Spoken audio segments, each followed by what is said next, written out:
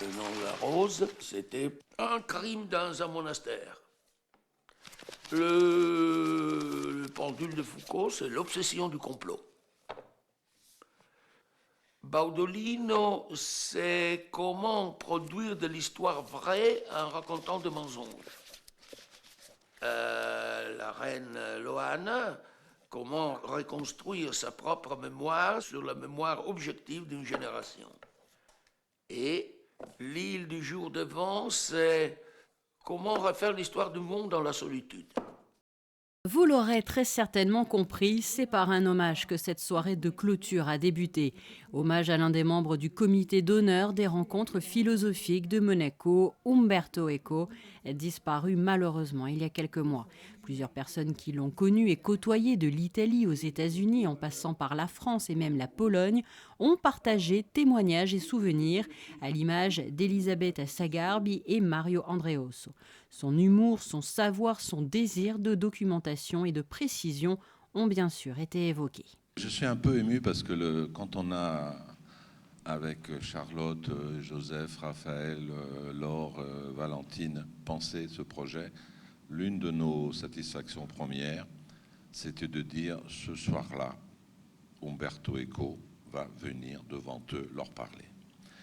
Et il me le confirmait 15 jours avant encore qu'il serait là ce soir. Le revoir là m'a troublé alors que j'étais assis, parce que j'avais pour cet homme non pas simplement une grande admiration, mais aussi de l'affection. Umberto Eco, qui dans ses ouvrages a toujours cherché à utiliser une écriture simple pour être accessible à tous, l'accessibilité qui justement demeure depuis le début l'objectif de ces rencontres philosophiques et du colloque international de philosophie. Nous avons conçu donc les rencontres avec comme fil conducteur de mettre à l'honneur la philosophie comme rencontre, comme une expérience qui nous bouleverse, comme un choc amoureux, comme un voyage intérieur qui se creuse au plus profond de nous. Et de toujours garder cette idée que nul n'est étranger à la philosophie, qu'elle peut toucher ceux qui ne sont pas des spécialistes, qu'elle peut engager la sensibilité d'un plus grand nombre, qu'elle peut être généreuse, accueillante et joyeuse. On voulait organiser ce colloque, décerner ce prix, faire cette année avec un programme assez chargé. Et donc c'est vrai que d'avoir réussi à faire tout ça, pour nous c'était vraiment réussir un pari. Je l'ai dit ce soir à plusieurs reprises, le caractère pédagogique des rencontres, la présence dans les lycées, dans les écoles, de rendre la philosophie plus accessible, c'est sûr que c'est quelque chose qui est essentiel pour nous. Colloque, rencontre, mais donc aussi prix de philosophie.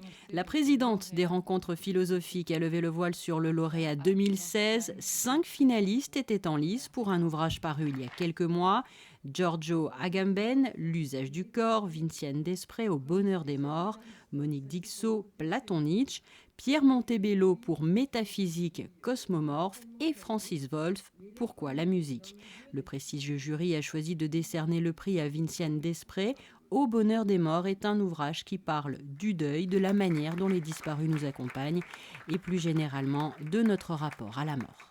J'ai essayé d'être à la hauteur du sujet et surtout j'ai essayé de faire ça puisque c'est un livre qui se fonde sur des expériences que les gens me racontent et sur une mise à l'épreuve en quelque sorte, puisqu'il y a une expérimentation dans le livre où j'expérimente des nouvelles façons et de m'adresser aux gens et de travailler, pas plus dans la même manière. Oui, bien sûr, il y a encore les livres et tout, mais les livres ne sont plus le seul support.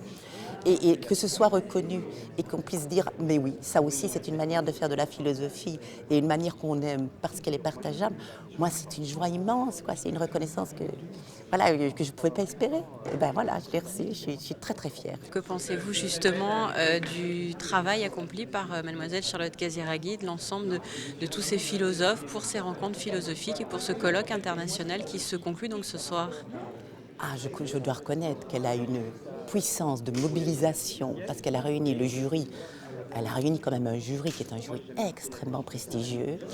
J'ai assisté à ce colloque qui était absolument extraordinaire parce qu'en fait, non seulement on fait de la philosophie d'excellente qualité, on fait de la philosophie qui est partageable par les gens, mais en plus on fait de la philosophie dans des dispositifs inventifs. Vinciane Desprez, dont le prix revêt une importance toute particulière puisqu'il s'agit aussi du tout premier de philosophie de ce type. Le travail des éditeurs était aussi à l'honneur à travers le prix remis à la maison d'édition Vrin, bien connue des philosophes. Le premier colloque international s'est donc achevé. Prochain rendez-vous des rencontres philosophiques de Monaco au mois d'octobre, avec la présentation du nouveau cycle qui sera proposé au public.